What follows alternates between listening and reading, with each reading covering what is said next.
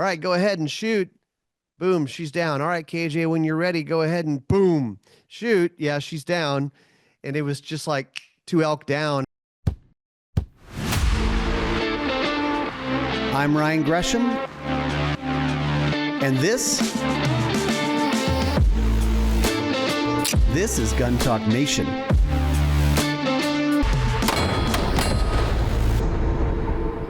This Gun Talk Nation is brought to you by Wheeler, Ruger, Range Ready, Smith & Wesson, and Colt. Hey, welcome into Gun Talk Nation. Today on Gun Talk Nation, let's talk about gas guns, which is the slang. If you're like, gas guns, I mean, if you're listening to this, you're probably a gun nerd and you probably know gas guns, but we're talking about AR-15s, I guess is the easy way to put this. But on the show today, a guy who knows a thing or two about gas guns, and KJ met him at a match recently. John Hatcher, welcome in, man. Morning. Thanks very much for having me. Super appreciate it. With Sun and Shadow. But so it looks like you're like the guy, you're traveling around, PRS, NRL, all that stuff is super popular in the last few years.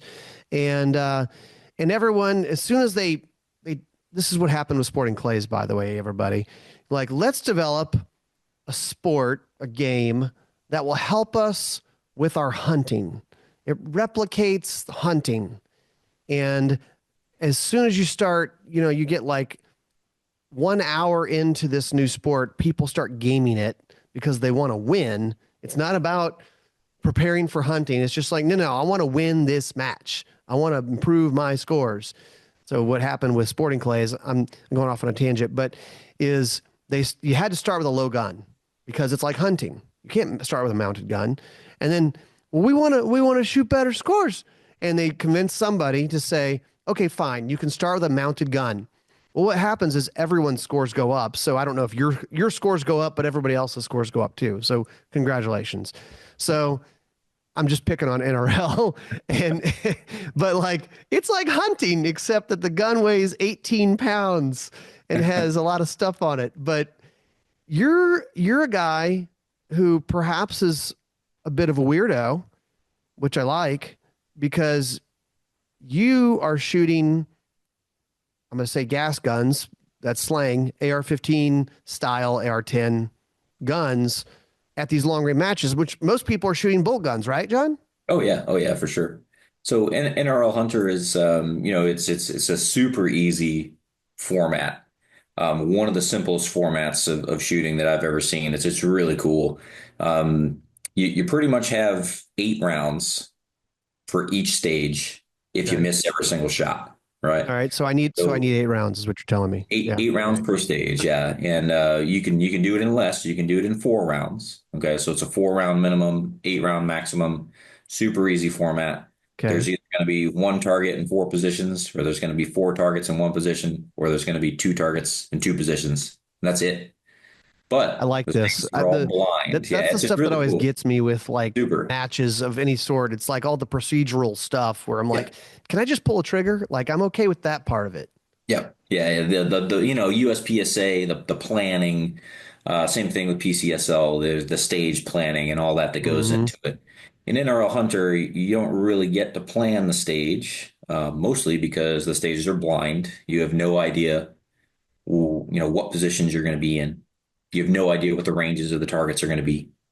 You have an understanding that what target you're looking for. It's like, oh, I'm looking for 1 deer, or I'm looking for 2 rabbits, or I'm looking for 4 coyotes, whatever. Mm-hmm.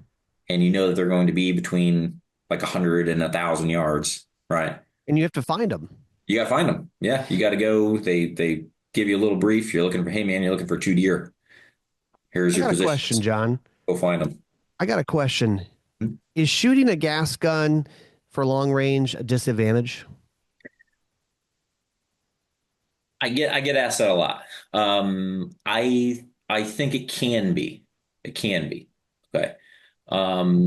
When people talk about the disadvantages, I would say that those things really start to matter at the very highest levels of the sport.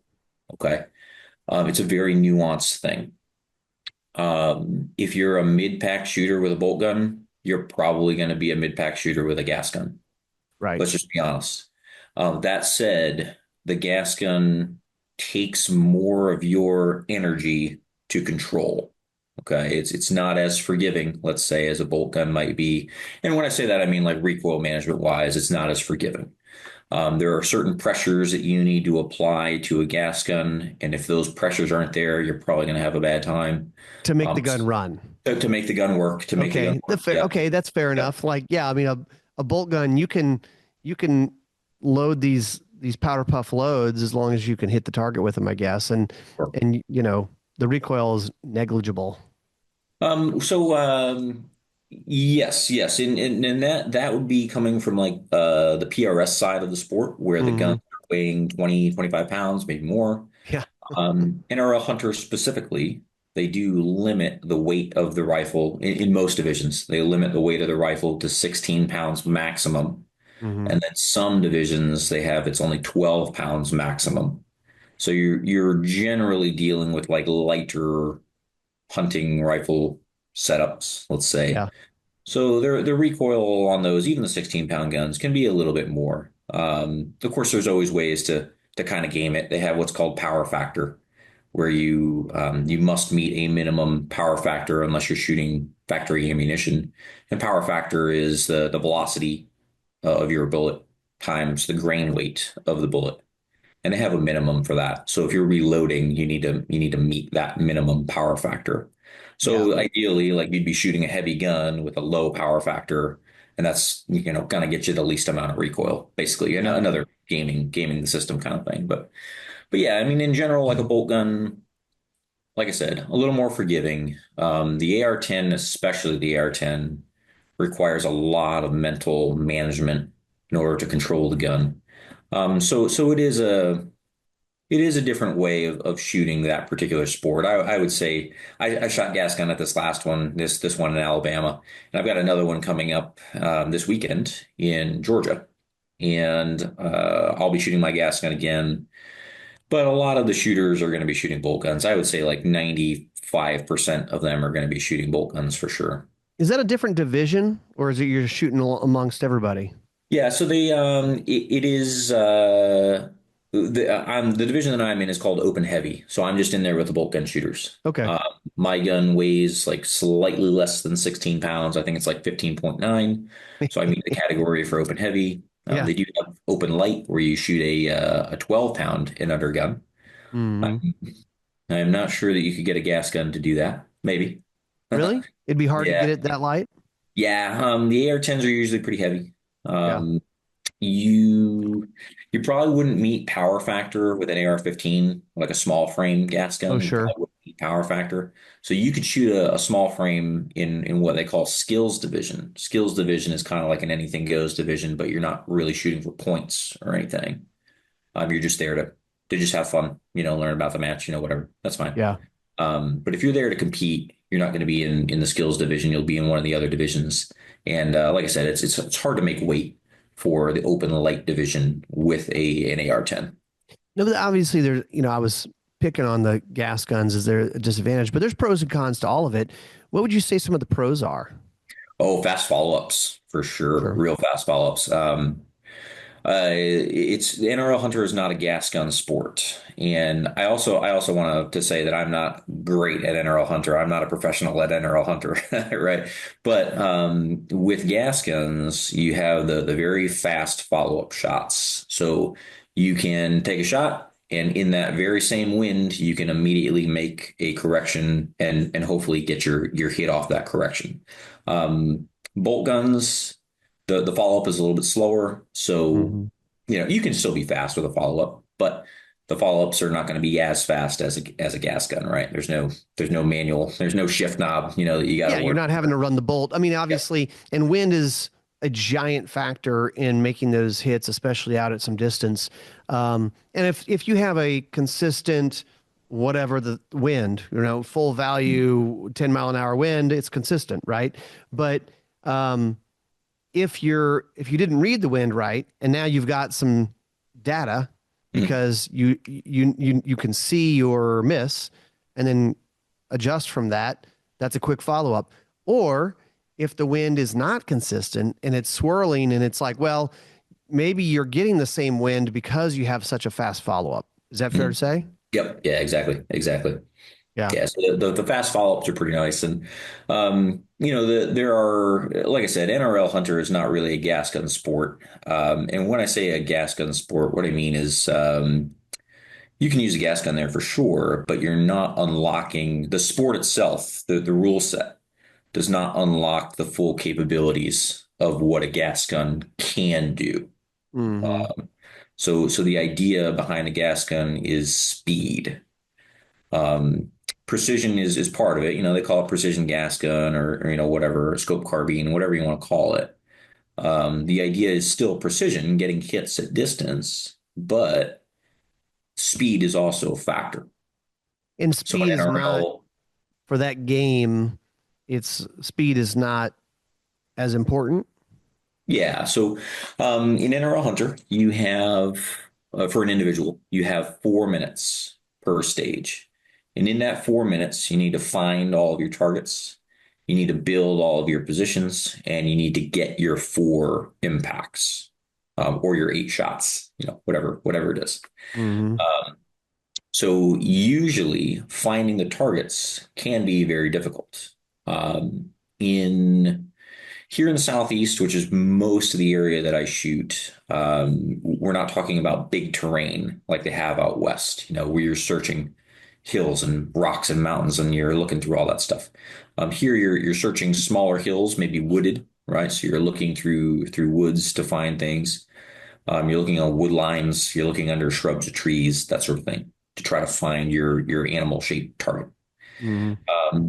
It can take some time to find your target or to find all the targets that you need to find. So usually for me, this is just the way that I do it. I'll usually give myself 2 minutes to find those targets. And if I haven't found all the targets in 2 minutes, well, time's up. You need to start shooting. Just shoot at the targets that you do see. Okay. Yeah. So like you kind of have to manage your time, but you do have 4 minutes to do it all. Yeah. Start throwing lead. Yep. Yep. All right. John, let's take a quick break and then we're going to talk gear. You ever wrestle with a scope ring screw like it owes you money? Over tighten and you're in a world of hurt. Under tighten and good luck holding zero. Well, enter the Wheeler Fat Wrench Auto Torque, the first battery-powered screwdriver with an integrated torque limiter. Set your torque from 10 to 65 inch-pounds, pull the trigger, and let the 200 RPM motor do the work. When it hits your number, it stops automatically. Get more precise installs for your red dots, scope bases, and action screws.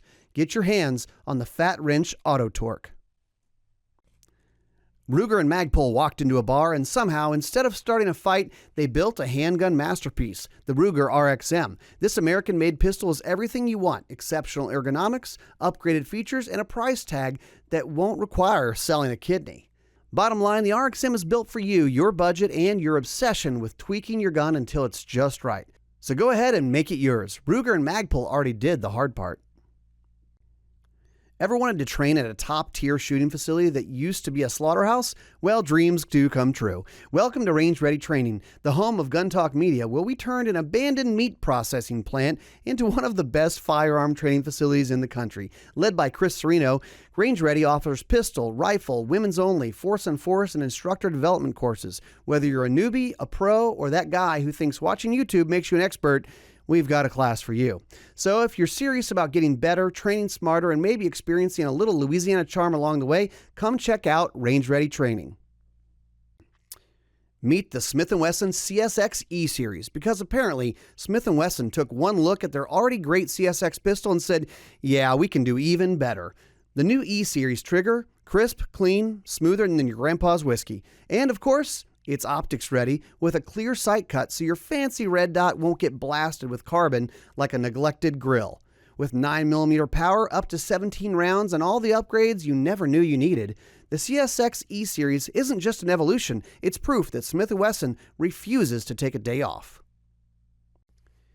Meet the Colt Viper, because sometimes you want a sleek, powerful revolver without the extra weight of a full lug barrel dragging you down like that one hunting buddy who forgot his ammo. Again.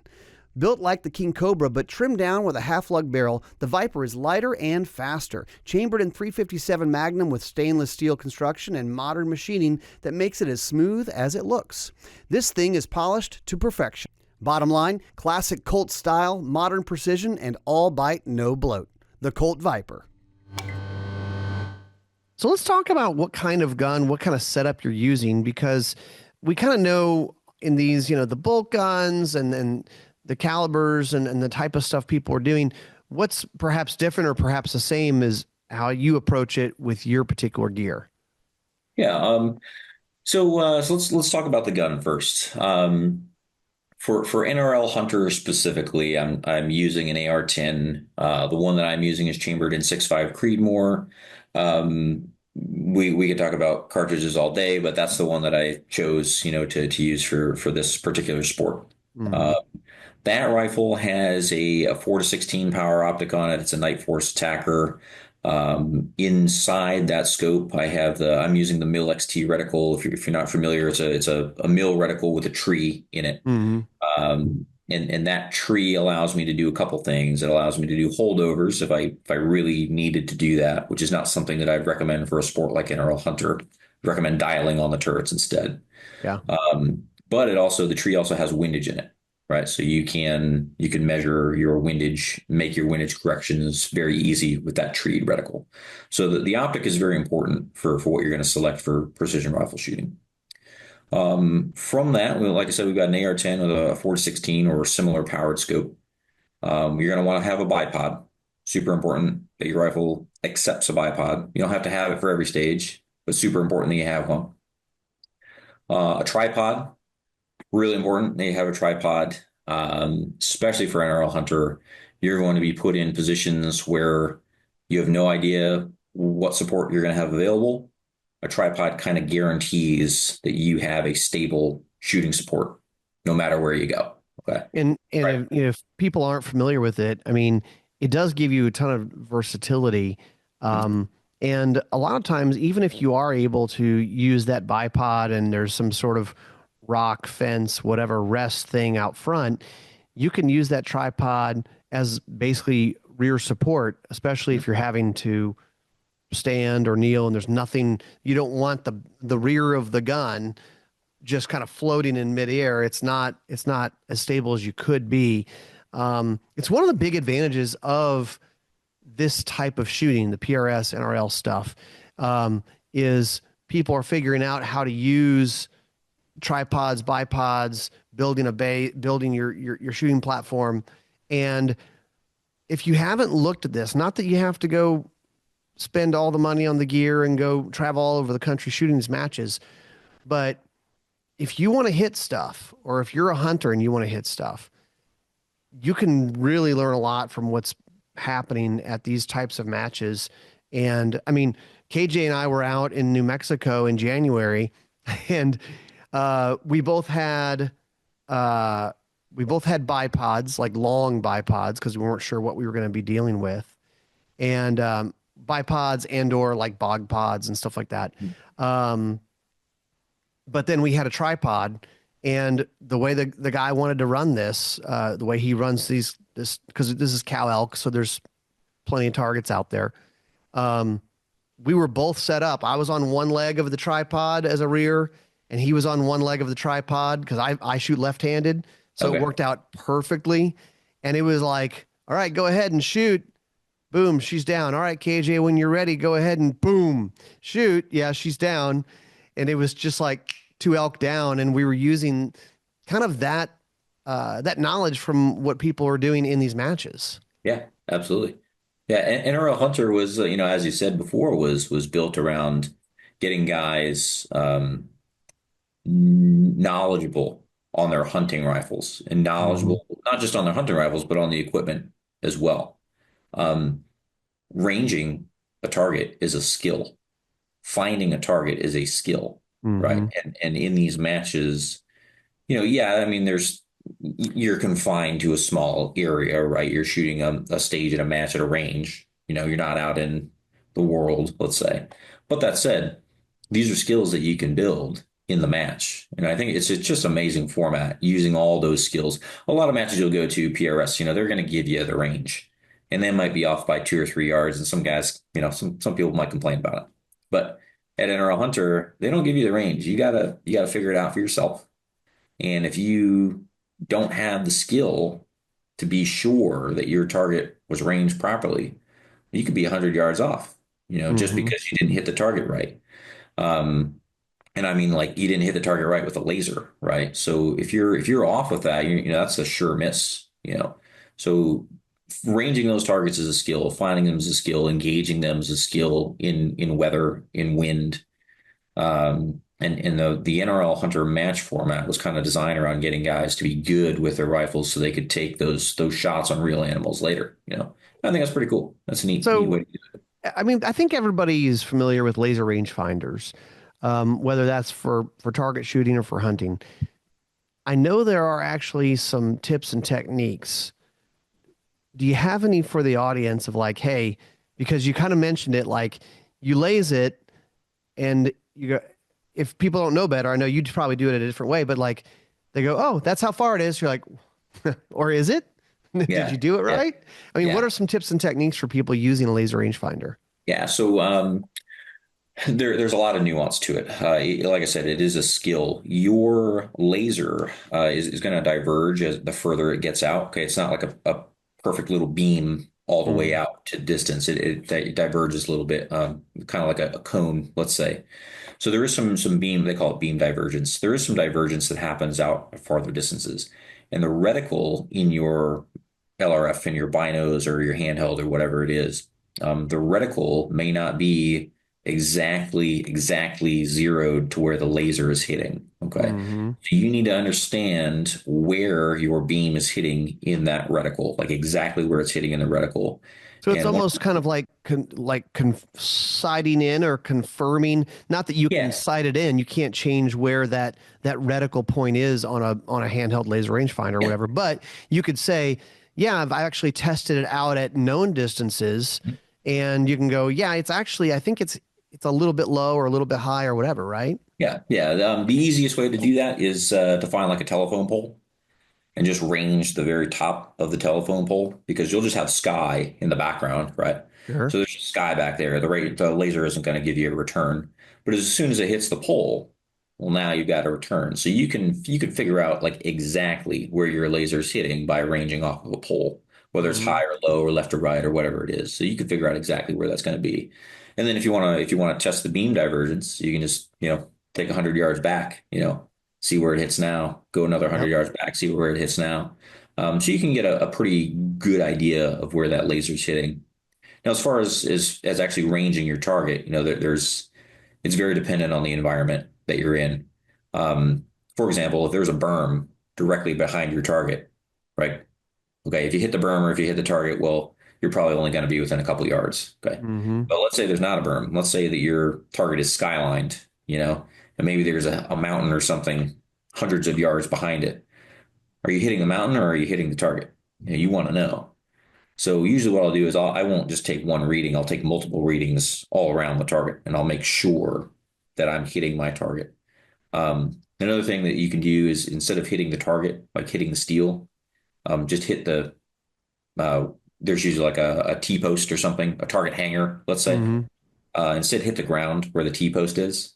Now you're hitting ground instead of maybe I'm hitting the target, maybe I'm hitting the hill or the tree 100 yards behind it. Yeah. Now I'm hitting the ground, so I know that I'm Yeah, actually 12-inch target, you may or may not be hitting it, but yeah, sure. the ground, you're pretty sure you're hitting it. I've also heard, and I think you were kind of saying this, you if you have beyond the target is something that you know is further, right? Mhm. You deliberately lays Yeah, that. And you're yeah, like, okay, I know that hill or that tree line or whatever is somewhere in the neighborhood of 50 to 100 yards behind this target. Oh, it's telling me 450, and then you think you're on the target and you're still getting 450, you're not on the target. right. But then all of a sudden you lays and you go, oh, 380. Oh, okay. 380, base of the target, 380, 380 to 1. Yeah, okay, that's what it is, right? Yep, exactly. Okay. Okay. Yeah, so there's little tips and tricks for making sure that you got the right range. Absolutely. Talk about like, okay, we're talking about running an AR-15 or AR style gun, AR-10, um, for long range shooting. ARs are great for a lot of things. They can be CQB, guns. They can, but a lot of people don't think of the AR platform as that longer range. And we're not talking about like police ranges of like, oh, it's a sniper shot at 82 yards. We're talking about 300, 400, 500, 600 yards, whatever, right? Mhm. Talk about, you're talking about running a 4 to 16 power scope. And I know your company, Sun and Shadow, does a carbine cheek riser. Mhm. That's one of the problems or challenges when you talk about really running a gun and being accurate, because so often when you're running a red dot on an AR or a low power variable optic, so often you kind of have a crappy weld, a cheek weld, chin weld. You're floating. You're kind of like, okay, that's about right, and you're using a red dot and you're shooting stuff at 50 yards. Maybe like, who cares? But it really matters to have that solid looking exactly through the scope setup when you're doing some long range stuff. I mean, how do you approach that? Yeah, so um, on a precision bolt gun, one that was built for precision, right? Usually it's going to be in a chassis or it's going to be in a very particularly built stock, and they're all going to have an adjustable cheek riser. They're either going to be adjustable for height, for distance to the for eye relief, basically distance to the Mm-hmm. scope. Um, that is not as common. It's becoming more common now, but that's not as common on an AR-15 because of the reasons that you said. Like it was previously just considered a 200-yard gun, 300-yard Mm-hmm. gun, let's say. But as we move into low power variables, which are very common on the AR-15, the small frame guns, even 4 to 16 or similarly powered optics like that, you need to come back to that adjustable or fixed cheek riser, so that you can get into the eye box quickly and stay in the eye box. Okay, the eye box is a couple of things. All right.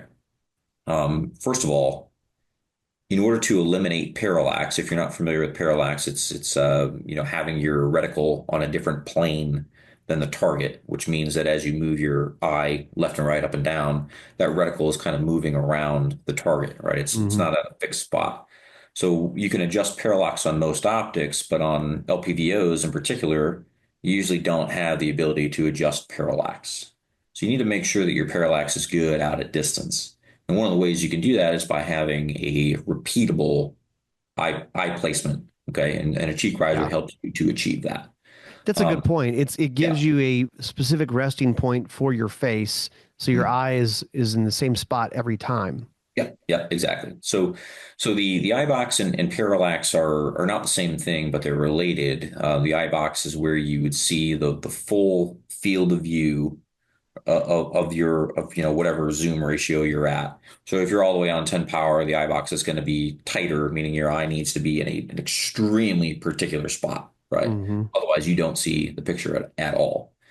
And then also we want to reduce that parallax. So having a cheek riser there where you can index like just right on your cheekbone, right? The cheekbone is a very small spot, whereas the rest of your face is much larger. It's harder to achieve Mm-hmm. a consistent cheek weld every time. So if you're going for that cheekbone contact, it's a very consistent spot that you can just get into the eye box quickly every single time. And I say quickly, I say quick all the time because with gas guns, speed is king. Mm-hmm. You need to get your shots off faster than the next guy, especially if you're competing. And what is a I've never been in a gunfight, but what's a gunfight if it's not a competition? You know what I mean? You're competing against somebody else. So speed is king when you get into that eye box so that you can put down accurate shots as quick as possible. And And people who shoot through magnified optics, I mean, nobody likes to have scope shadow. I mean, scope shadow where you're looking through the optic and there's kind of that black on the edge. Um, but it actually is not just oh, I can't see through the whole tube perfectly. It actually can change your impacts if you have scope shadow, right? Yeah, yeah. So if you're seeing a scope shadow, that means you're not like fully in the eye box. Mm-hmm. And scope shadow can be on the top, it can be on the bottom, depending on where your cheek is in relation to height. It also could be to the left or the right, depending on where your face is on the scope. Scope shadow is an indicator that you don't have a perfect field of view, and also that you don't have perfect parallax anymore. So Mm-hmm. if you see scope shadow on some shots and you don't see scope shadow on other shots, well, that means that your parallax is probably off. That means, especially on an LPVO where you can't adjust it. So if you want to have a perfect shot every time, you need to have your face in the consistent spot every time also, Yeah. especially on guns that you can't adjust the parallax. Yeah. So where in the competition stuff that you've been shooting, where are there any examples of a stage or a match that shooting the AR-10 and 6.5 Creedmoor ended up being a bit of an advantage for you? Ooh. Um, well, we spent most of our time here talking about NRL Hunter, which Mm-hmm. I just enjoy shooting it. I'm not there to crush souls or anything like that. Another match that I very commonly shoot, I actually kind of shoot this one a lot more often, is quantified performance, which is just scope carbine, right? It's built around the precision gas gun. We're shooting from 100 to 1,000 yards, let's say, and it's built for speed. Okay, so Oh, really okay. fast shots. Okay, that's what we're talking about with quantified performance. So when you do that, do you dial or do you just use the reticle in the scope? It's mostly like a hybrid. Personally, I will dial for the closer target, and then I'll hold over for the rest of the targets. Some people will dial for the farther target because they think they get more precision out of the optic or whatever, and then they hold under for the rest of the targets. Whatever. It's Interesting. kind of like a Okay. mixed bag there.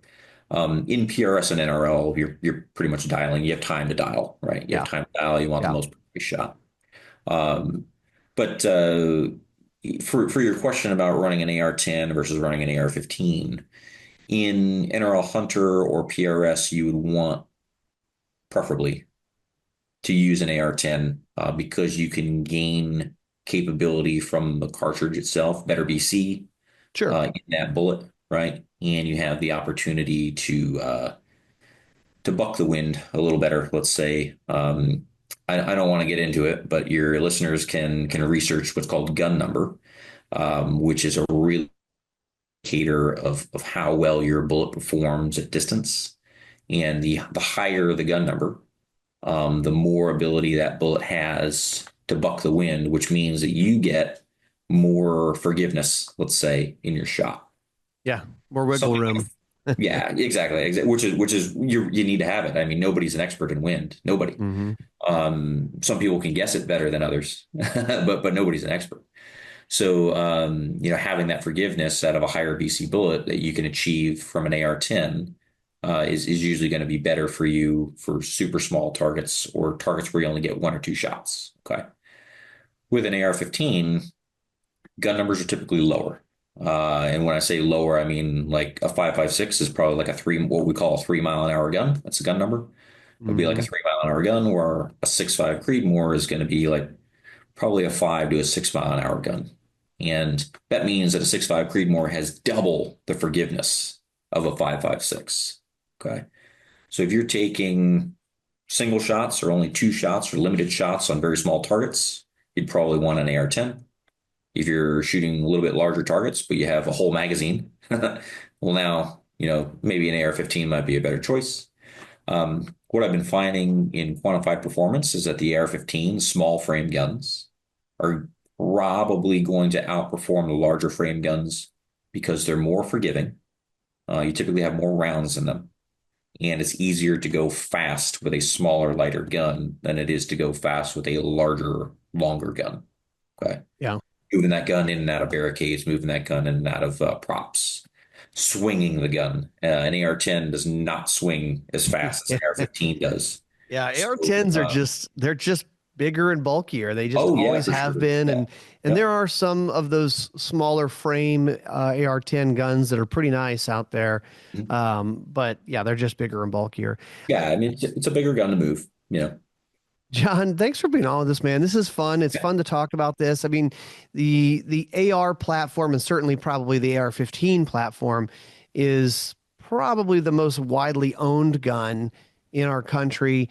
It's good for a lot of things, and this is an area where you maybe don't think about it as the first use of it, but it's kind of fun to talk about this and let people know, hey, this is a possibility, and maybe it's like, if you put a magnified optic on your gun, and let's play with this. Let's see hitting targets at further distances, because if it could be used for hunting, it could be a defensive use thing, or target shooting thing, or whatever. But it's it's nice to test your skills with this, and really see what these platforms are capable of. Oh sure. It's really the first time that I learned that my AR-15 could shoot further than 300 yards, I was blown away. Blown Yeah. away. I still remember it. Um, and now like you go to matches and you're shooting at 750, 800, 900 yards and you post this stuff on YouTube and all the comments are like, no way. There's no way an AR-15 can go out that far. And I'm like, dude, it will. It's Yeah. amazing what the gun can do. Even with an LPVO. I mean, I'm LPVO with quantified performance, and it's amazing what that gun setup can do. You can take that same gun to a two gun match, and you can do extremely well. And then you can take that gun out to quantified performance, and you can shoot it at 700, 800, 900 yards, and Well, and extremely we're so well. spoiled now with these scopes too. I mean, Oh yeah. we used to say an LPVO, a low power variable optic, you really thought of as a 1 to 4, and Mhm. maybe you got into like a 1 to 6 thing. But I mean, is it really low power if it's a 1 to 10? Like, come on, this is a 10 power scope. I mean, this Yeah, is like, you're giving up some things, right? It is a 10 power. You are giving up comparatively, we could talk about optics for forever, but a 1 to 10 power is highly capable, but at the 10 power, the image is going to be darker. You're all the way at the max of that range. mhm. You don't have the ability to adjust parallax. The eye box becomes extremely tight, so that face placement becomes really important. So you do give up things in order to have that capability. But that said, it's pretty outstanding capability to have, on a 16-inch AR-15, Yeah. So I would, they're highly capable. if people haven't done it, I mean, even if you're sitting there with an AR or regular 5.56 223 gun with a 1 to 4 power optic on it, challenge yourself. You might be surprised at hitting targets at 300 and 400 yards with a gun like that. If you're dialed in and the gun's dialed in, I mean, it's like, damn. I mean, you can make hits with this stuff. Oh yeah. Yeah, it's awesome. Um, John, thanks for being on with us. How do they find out more about what you're up to? Yeah, so we mostly hang out on Instagram, let's say. Sun and Shadow underscore LLC. You can find us. You can also find us on our website, sunandshadow.com. We have also built, I love the gas guns, if you haven't noticed. Hmm. We've also built a community. It's on Facebook right now. It's called Gas Gunner, GASGNNR. You can find us there. It's a community just based on gas gun shooters, people that use the small frame and large frame guns out of distance. Um, whole amount of knowledge on there. So you can come and find us there also. Think of all the merch possibilities. I've got gas. I'm a big fan of gas. Just, I've- I mean, it's just I have a trophy from a competition. It says first place gas. Love it. awesome. John, thanks again, man. Thanks very much for having me, guys. I really appreciate it. All right, guys, that's it for us. We'll see you next time on Gun Talk Nation.